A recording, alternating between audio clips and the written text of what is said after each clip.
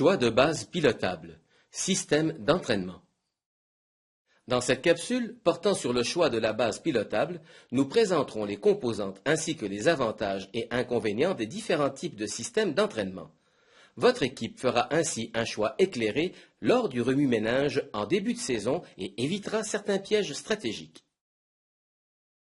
Le système d'entraînement représente le sous-système le plus important dans un robot FRC, car sans mobilité, il est pratiquement impossible de compter des points ou d'empêcher les autres équipes de faire des points. La plateforme pilotable doit être capable de se déplacer sur le terrain de jeu, qui est généralement une surface recouverte de tapis mesurant 27 pieds par 54 pieds. Aussi, dépendamment du jeu, la plateforme doit pousser ou tirer des objets ou des robots, ainsi que grimper sur des rampes ou contourner des obstacles. Le système d'entraînement doit être robuste et fiable pour assurer le succès à l'équipe car, si ce sous-système tombe en panne, tout le robot devient quasi inutile sur le terrain. La vitesse, force de poussée, précision et l'agilité de mouvement sont des propriétés importantes.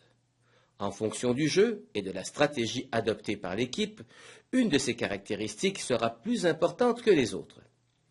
Il est extrêmement important de faire des essais de pilotage sur la surface de jeu et non sur le plancher.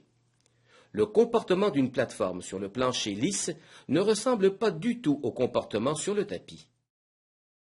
La simplicité est une caractéristique essentielle de la plateforme pilotable car cela réduit les risques de tomber en panne. De plus, une plateforme simple est plus facile et rapide à construire et à réparer. En compétition, s'il y a un bris, il faut qu'il soit réparé assez rapidement pour ne pas perdre de match. Il est important aussi de concevoir votre plateforme pilotable la plus légère possible. Cela donnera de la latitude de poids pour les autres mécanismes. Souvent, les mécanismes simples sont plus élégants, ce qui contribue à l'apparence du robot. Une facette négligée par les équipes mais très importante pour les juges.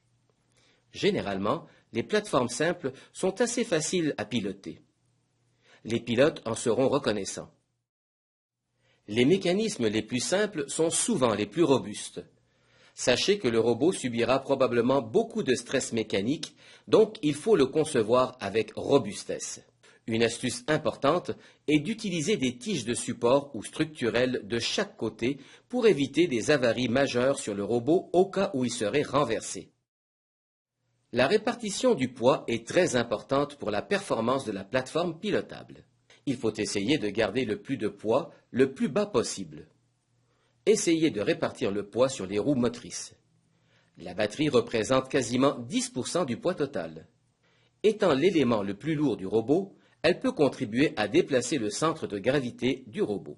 Même si, selon le règlement, les pare-chocs doivent être à une certaine hauteur, le cadre principal, châssis, du robot peut être plus bas. Les robots subissent beaucoup de vibrations, spécialement lors des compétitions ainsi que lors du transport. Les roues bosselées, telles que les roues omnidirectionnelles ou mécanomes, augmentent considérablement la vibration. Les obstacles sur le terrain de jeu peuvent être la source de vibrations et de chocs importants lorsque le robot les traverse. Il est recommandé d'utiliser des rivets, du Loctite ou des écrous autobloquants avec nylon pour éviter que les écrous ne se desserrent. Même en utilisant ces méthodes de fixation, il faut vérifier les liens boulonnés et les bagues d'arrêt fréquemment, entre chaque match préférablement. Une bonne pratique de design consiste à concevoir votre robot de façon modulaire. Cela vous permettra de l'assembler et de le désassembler rapidement, ce qui est très important lors de la compétition. Un détail important, et parfois oublié, est de toujours laisser les écrous et les boulons accessibles. Si un bris survient, vous voulez être en mesure d'enlever la pièce défectueuse sans avoir à démonter entièrement votre robot. Les roues sont primordiales dans le design de votre plateforme pilotable car elles sont en contact direct avec le terrain de jeu et elles doivent transmettre le couple de vos moteurs à la surface pour générer le mouvement de votre plateforme. Les roues standards de traction sont capables d'exercer des forces variées et leur poids est différent d'un modèle à l'autre. On peut trouver ce type de roue dans les kits de pièces chez les fournisseurs de pièces de robotique comme HandyMark ou Vexpro. Il y a plusieurs sortes de roues de traction, telles que les pneumatiques comme les roues de vélo, les roues à gomme lisse ou les roues standards avec une bande en caoutchouc pour augmenter la traction. L'autre famille de roues typiquement utilisées dans des robots sont les roues multidirectionnelles. Elles donnent certains degrés de liberté d'extra. Par contre, leur poussée est relativement faible. Les roues Omni ont des rouleaux libres qui sont attachés à la circonférence perpendiculairement à l'axe de rotation de la roue, ce qui permet un mouvement latéral.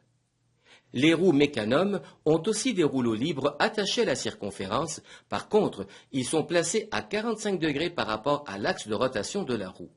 En actionnant adéquatement les roues de la plateforme, on peut obtenir un mouvement omnidirectionnel.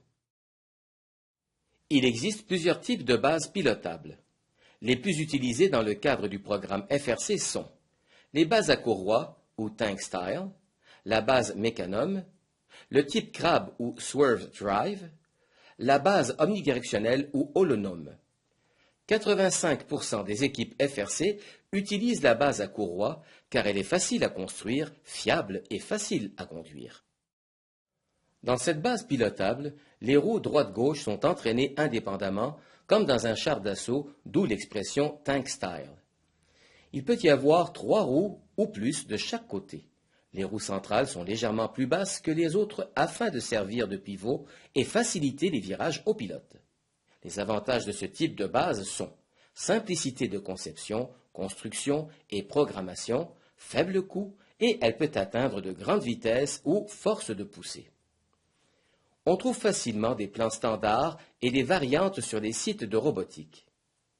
Par contre, son inconvénient est qu'elle est légèrement moins agile ou manœuvrable que d'autres systèmes. Le kit de pièces FRC contient habituellement les composantes pour bâtir une base pilotable à courroie. Cette plateforme a une configuration qui lui permet de se mouvoir latéralement ou de tourner facilement sur elle-même.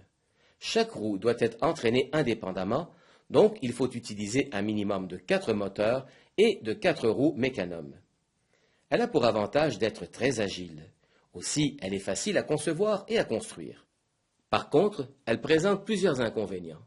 Elle est incapable de produire une grande poussée, elle est difficile à programmer, elle nécessite des boîtes de vitesse additionnelles qui rend la plateforme plus lourde, et les roues sont plutôt lourdes et dispendieuses. La base pilotable de type Crab a 4 modules de roues de traction qui tournent également autour de l'axe vertical Z afin de contrôler la direction. Elle a les avantages des 2 précédents types de bases pilotables en étant capable d'atteindre des grandes vitesses ou poussées. En plus, elle est très agile et manœuvrable. Par contre, c'est une plateforme très complexe à concevoir, construire et programmer. Elle requiert des moteurs supplémentaires pour faire tourner les modules de roues et elle est aussi très lourde. La base pilotable de type holonome a 4 roues Omni qui sont entraînées indépendamment et positionnées à un angle de 45 degrés aux 4 coins du châssis. Les axes de rotation des roues ne sont donc pas parallèles. Certaines configurations ont 3 roues ou plus. Cette configuration donne une agilité remarquable. Par contre, elle a comme inconvénient le manque de potentiel pour pousser les objets. Elle est difficile à programmer et à piloter. En plus, elle a besoin de boîtes de vitesse additionnelles pour chaque roue. Le système d'entraînement à courroie est habituellement considéré comme la meilleure option, quel que soit le jeu ou la quantité de ressources disponibles. 85% des équipes FRC l'utilisent à chaque année. On peut se demander pourquoi certaines équipes optent pour d'autres systèmes d'entraînement. Souvent, c'est à cause d'une mauvaise analyse stratégique ou d'une mauvaise évaluation des ressources de l'équipe. L'équipe peut aussi faire une mauvaise analyse des forces, faiblesses et des différents systèmes d'entraînement. Certaines équipes ont beaucoup de ressources ou simplement elles veulent avoir de nouvelles compétences, vivre de nouvelles expériences au risque d'être moins compétitives. Le système d'entraînement omnidirectionnel paraît assez cool en jeu, cela distrait parfois les équipes. Lorsqu'on choisit la boîte de vitesse, la taille des roues et les moteurs pour la base pilotable, on peut calculer la vitesse et force de poussée de notre plateforme. Voici une évaluation de vitesse des robots en contexte de la FRC. Si la vitesse est de 13 pieds par seconde ou plus, le robot devient très difficile à contrôler et il a très peu de force de poussée. Certaines équipes y sont arrivées, mais il faut du talent en programmation et un pilote avec expérience. Dans le design d'une plateforme pilotable, toute décision est en fait un compromis pour atteindre les performances désirées. Par exemple, Si toutes les roues sont entraînées, le robot atteindra une poussée maximale, par contre, il tournera avec difficulté. Si vous utilisez des roues à traction réduite pour faciliter les virages, vous réduirez la poussée. Pour des virages serrés, cherchez à réduire la distance entre les roues avant et arrière. Les systèmes à plus de 4 roues ont souvent un axe de roue plus bas, ce qui sert de pivot lors des virages. Réfléchissez à la répartition du poids du robot selon le type de base choisi.